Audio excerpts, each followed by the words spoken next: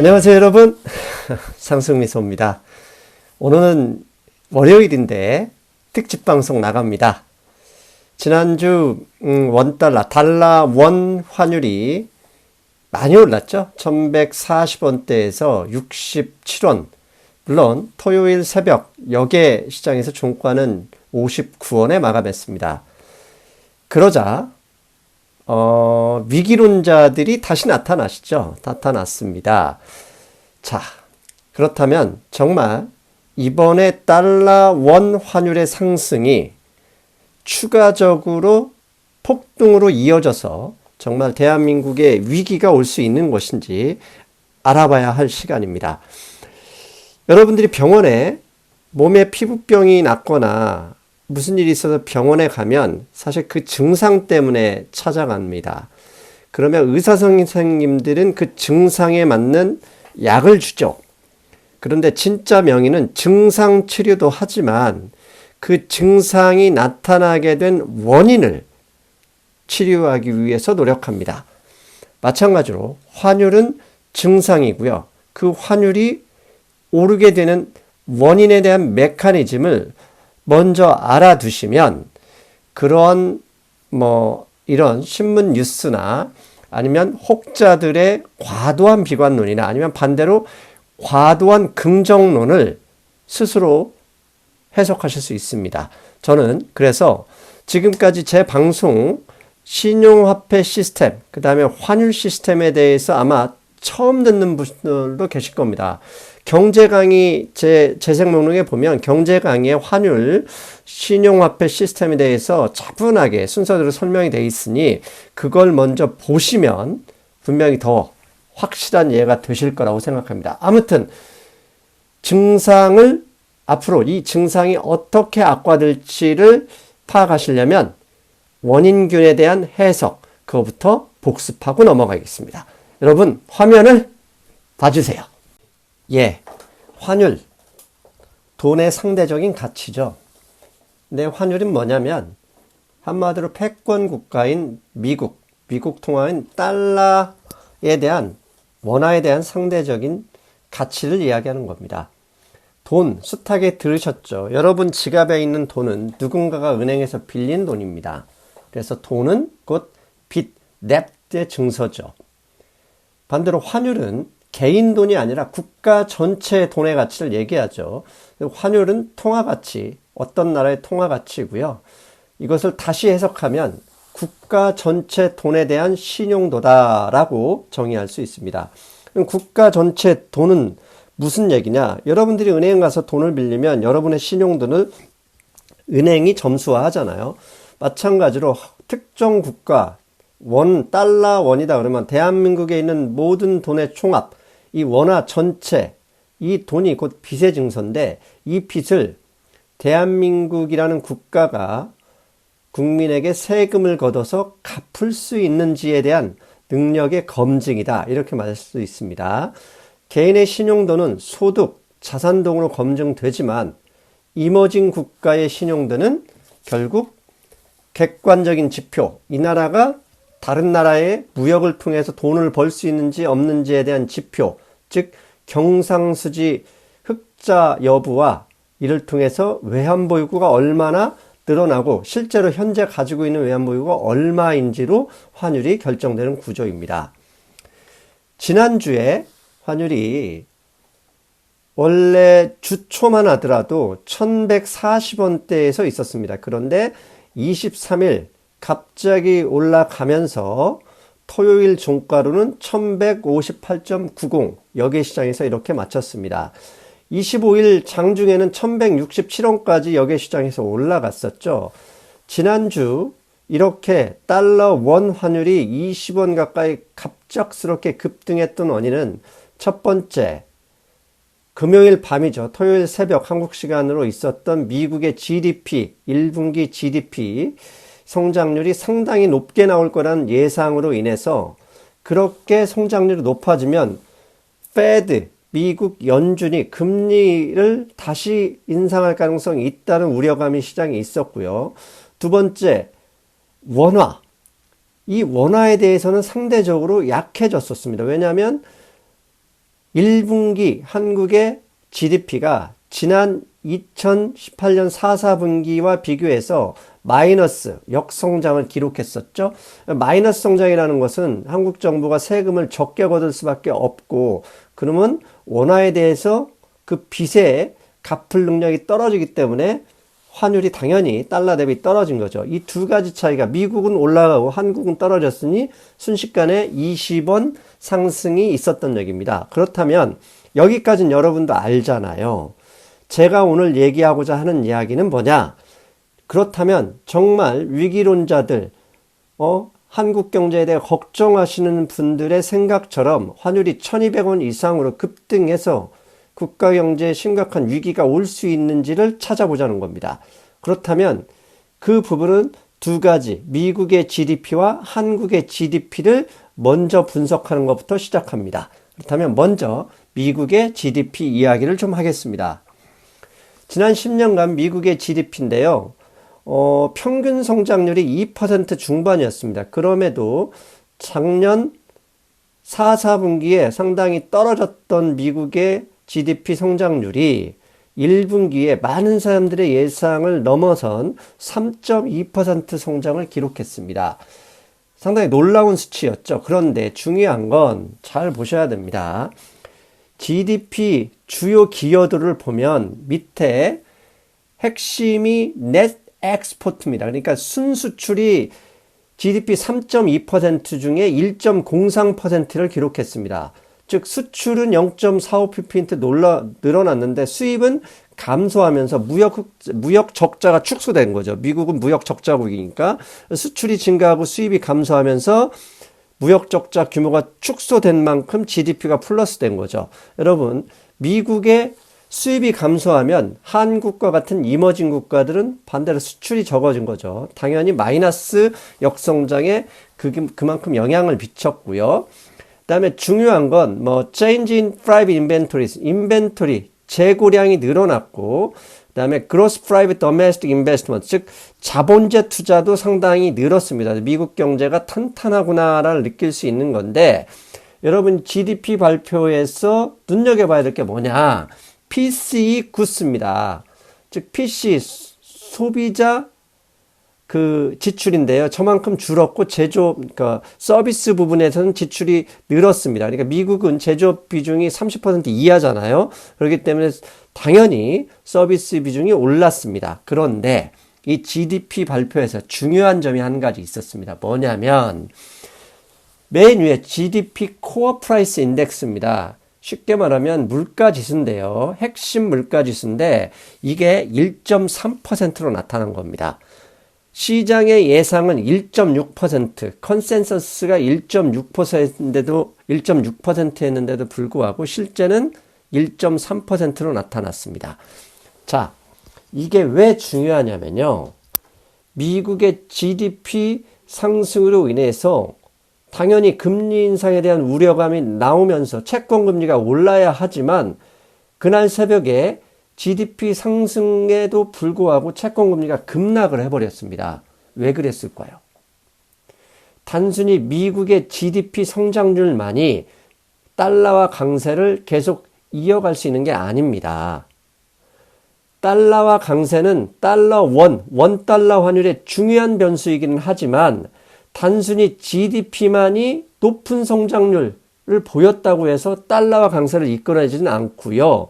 그렇다면 무엇이 있어야 연준이 금리 인상 가능성을 더 내비칠 수 있는지, 시장이 그에 대해서 우려할 수 있냐면은, 첫째, 특정 화폐에 대한 이점은 뭐냐면 그 돈을 갖고 있을 때 받을 수 있는 이자입니다.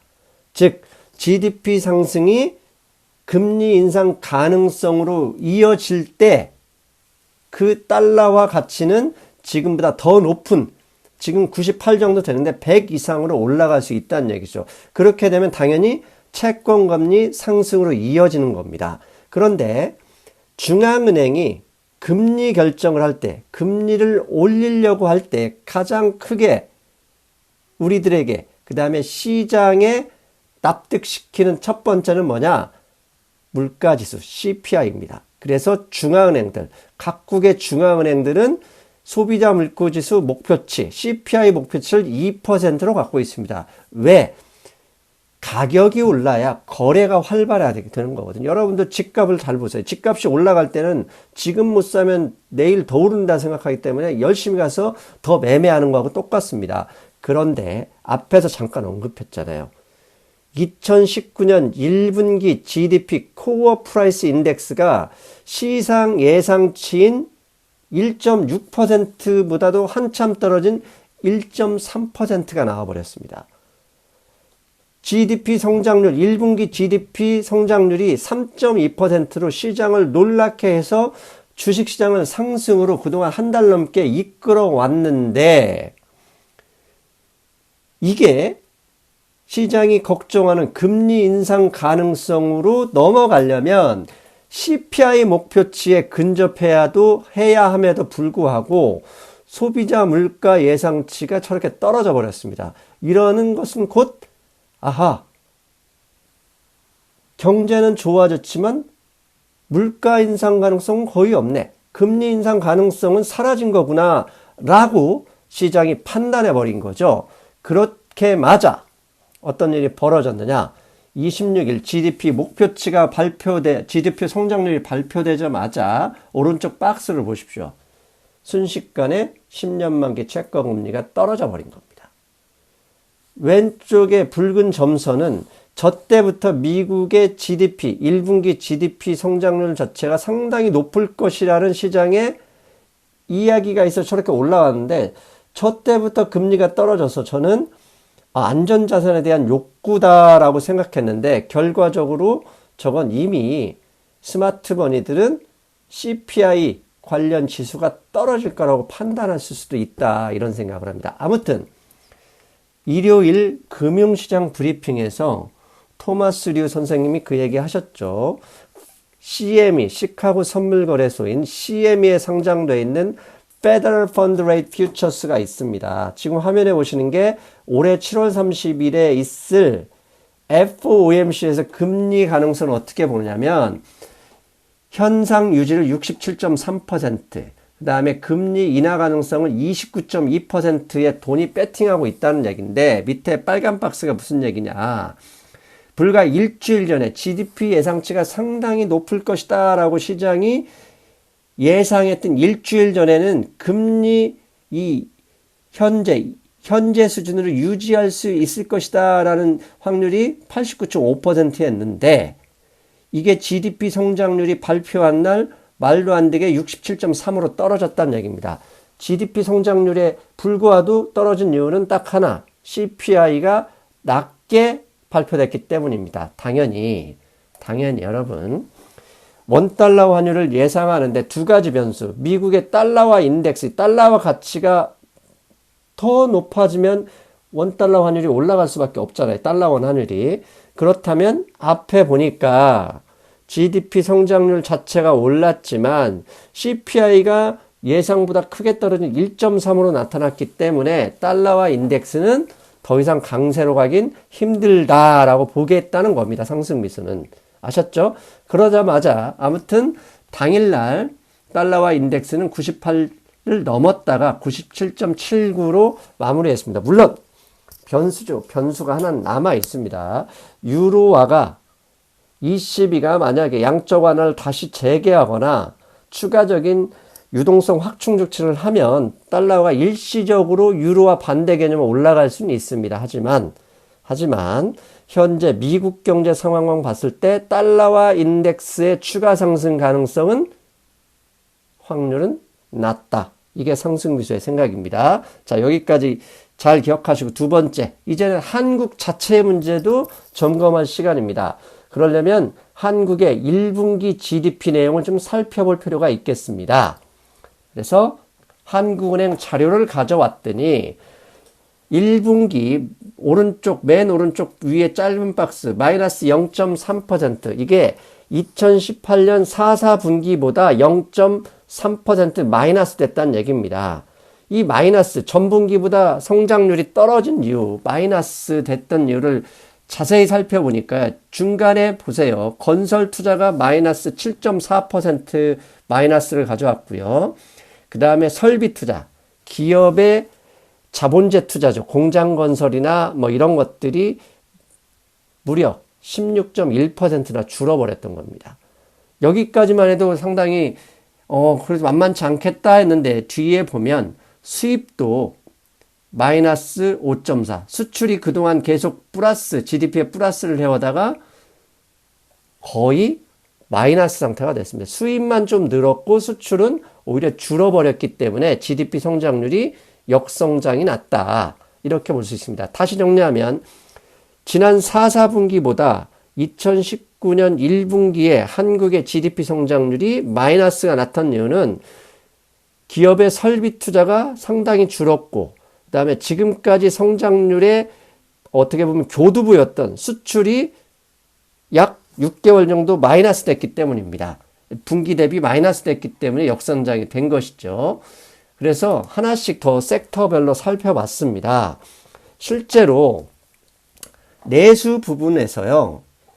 마이너스 10.8, 그러니까 마이너스 0.3에 있어서 가장 크게 역성장에 있어서 큰 비중을 차지했던 부분이 빨간 박스에서 보시듯이 기업의 설비 투자가 저렇게 줄어버렸던 겁니다. 한국 기업은요, 설비 투자가 글로벌 교역량과 연결되어 있습니다. 즉, 수출이 늘어날 수 있는 가능성이 높을 때 설비 투자를 증가시키는 거고, 교역량이 줄고 있다면 굳이 기업이 설비 투자를 늘리지 않는다는 얘기입니다. 지난 6개월 정도 수출은 중국의 어떻게 보면 교역량 감소로 인해서 계속 줄어들었죠. 그래서 설비 투자가 저렇게 줄었고요. 그 다음에 이 두 번째 분체가 수출 부분이라고 했지 않습니까? 파란색은 수출이고요. 그 다음에 약간 하늘색은 수입입니다. 그런데요, 4, 4분기부터 올해 1, 4분기까지 수출이 지난 4, 4분기에 마이너스 1.5, 그 다음에 올해 1, 4분기에는 마이너스 2.6, 수출이 줄면서 GDP의 역성장에 기여했다는 겁니다. 실제로 우리나라 수출은 중국하고 철저하게 연관이 되어 있습니다. 그래서 중국에 보면 중국의 수입량이 작년 하반기 이후에 상당히 많이 떨어졌습니다. 인덱스로 보면 거의 10% 가까이가 떨어진 거죠. 오른쪽에 완전히 꺾였지 않습니까? 이렇게 꺾으면 한국의 곧바로 수출 감소로 이어지죠. 이건 지난번에도 한번 말씀드렸죠. 한국의 GDP가 25% 정도 중국의 영향을 받고 있습니다. 중국이 수입을 줄이면 반대로 한국은 수출이 주는 거죠. 2017년 9월 이후에 중국의 교역량이 저렇게 줄면서 한국의 수출이 많이 떨어졌고, 특히 작년 10월과 올해 1, 4분기에는 더 많이 떨어지면서 GDP, 한국 경제에 대한 우려감이 있었다는 얘기입니다. 그런데 작년 3월에 중국의 수입이 많이 줄었습니다. 그 이유는 4월 1일부터 중국에서 증치세율이 3% 인하됩니다. 증치세가 뭐냐면 한국의 부가가치세와 비슷한 건데요. 수입할 때도 당연히 부가가치세 3% 세금을 내는데 4월 1일자부터 줄어드니까 3월 달에 수입할 양들을 중국 기업에서 거의 웬만하면 최소한으로 가지고 있었던 거죠. 그러니까 저런 정도의 중국의 수출의 감소는 4월 달에 곧바로 회복될 가능성이 저는 높다고 봅니다.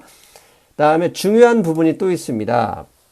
민간과 정부 부분에서 그 두 섹터로 나와서 GDP 기여도를 보면 이게 지금 파란색은 작년 4, 4분기에 정부 지출이 1.2% GDP 성장에 플러스 냈지만 올해 1, 4분기에는 마이너스 0.7이 있었습니다. 즉 정부가 지출할 돈이 별로 없었다는 얘기입니다. 그런데 이번에 문재인 대통령 여당에서 6.7조 원의 추경 편성을 국회에 올렸습니다. 아직 계류 중이긴 하지만요.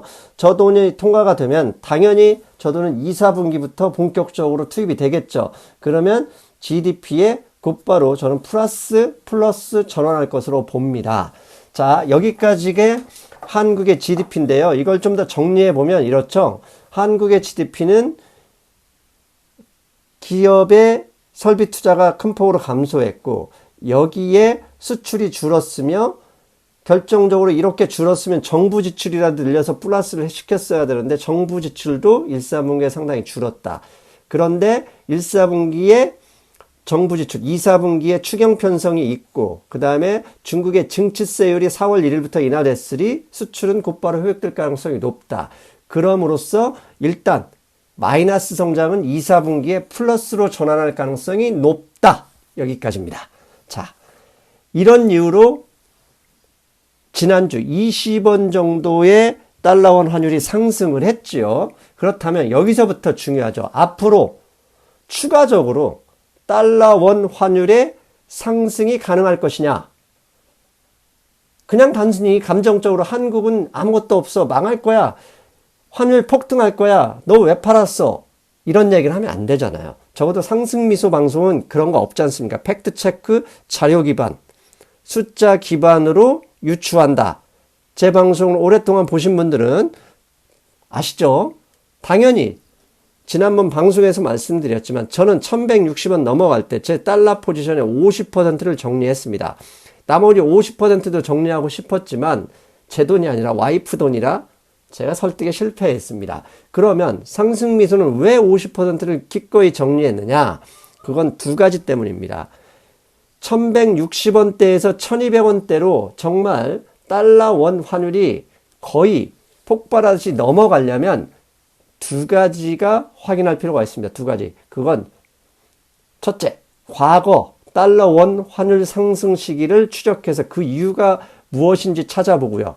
두 번째, 이머징 다른 국가들, 아르헨티나, 터키, 남아프리카 공화국, 브라질 등 이런 나라들이 환율 폭등을 했던 나라들인데 그 이유가 뭔지 찾아봐서 그 원인이 앞으로 2, 3개월이든 3, 4개월 후에 한국에도 그대로 적용될 가능성이 높다? 그러면 환율은 추가적으로 상승할 것이고 그럴 가능성이 없다? 그러면 환율은 여기가 고점이다라고 판단할 수 있는 거죠. 저는 그 원인이 한국에서는 먹힐 것 같지는 않다 이렇게 판단한 겁니다. 그렇다면 지금부터 그 원인이 무엇인지 첫째, 과거 달러 원 환율의 상승 시기, 두 번째, 이머징 국가들의 환율 폭등 원인을 찾아보겠습니다. 그림은요, 위에는 달러 원, USD, KRW, 달러 대비 한국의 원화 환율을 지난 10년, 12년간 보여주는 거고요. 밑에는 글로벌 교역량을 보여주는 겁니다. 저 점선, 위에 붉은 점선은요, 1200원입니다.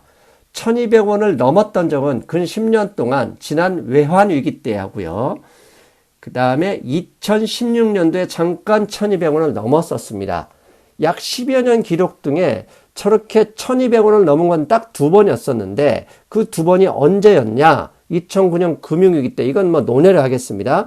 저렇게 금융위기 때 교역량이 줄면서 한국이 경상수지 적자가 발생했을 때고요.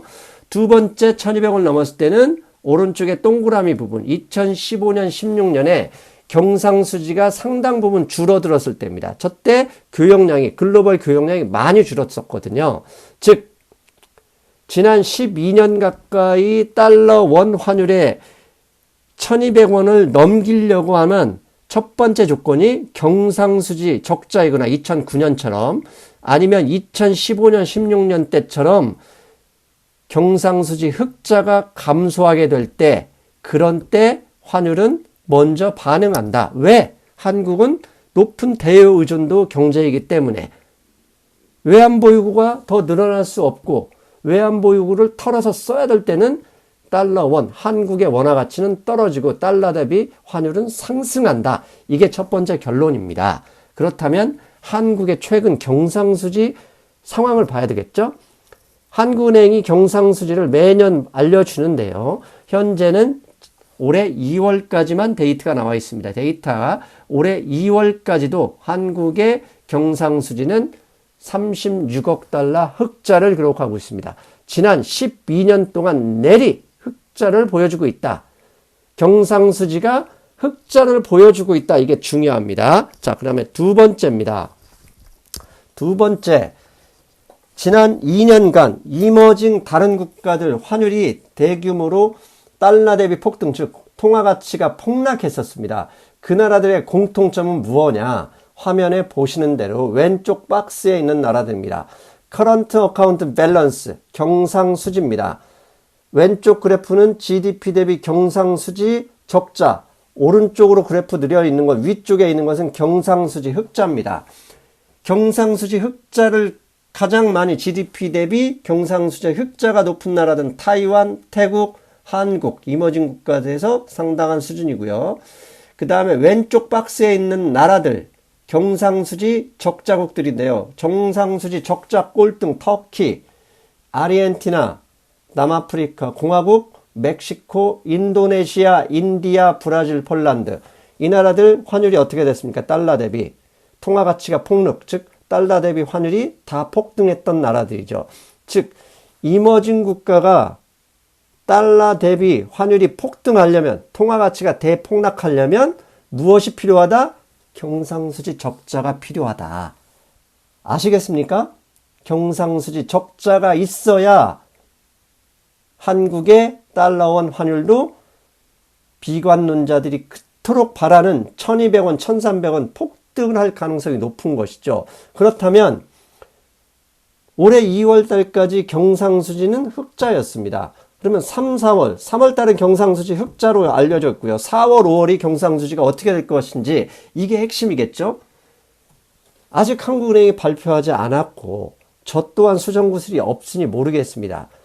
그래서 좀 더 명망 있는 인사가 경상수지 흑자 부분을 어떻게 보는지 찾아봤더니 지난 4월 26일 정미영 삼성선물 리서치 센터장이 하셨던 말씀이 뉴스에 있습니다. 이분 삼성선물 리서치 센터장이면 보통 분은 아닐 거라고 생각하고요. 그분이 했던 말은 상품수지, 즉 무역수지가 좀 줄었다 하더라도 경상수지 흑자는 더욱 안정화가 될 것이다. 왜?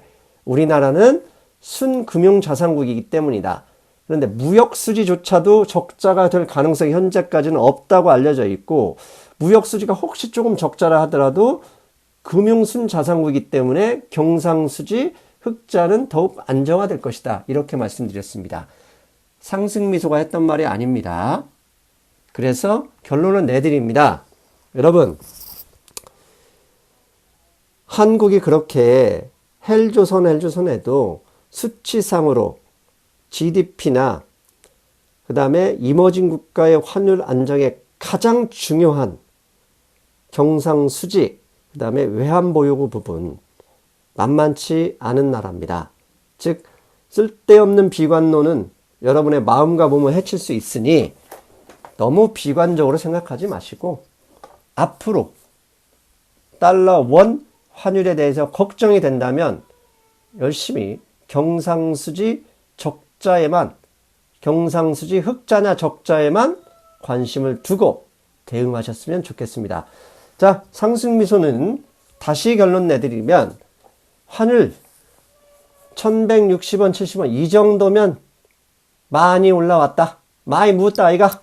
이제는 더 이상 올라갈 가능성은 별로 없을 것 같다. 왜? 경상수지 흑자국이니까. 물론 경상수지 적자가 나오거나 나올 가능성이 아주 높아진다면 환율은 슬금슬금 올라갈 가능성이 있으니 그것에 관심을 두자. 아시겠죠? 여기까지입니다. 상승미소 화요일 방송에서 뵙겠습니다. 여러분 안녕.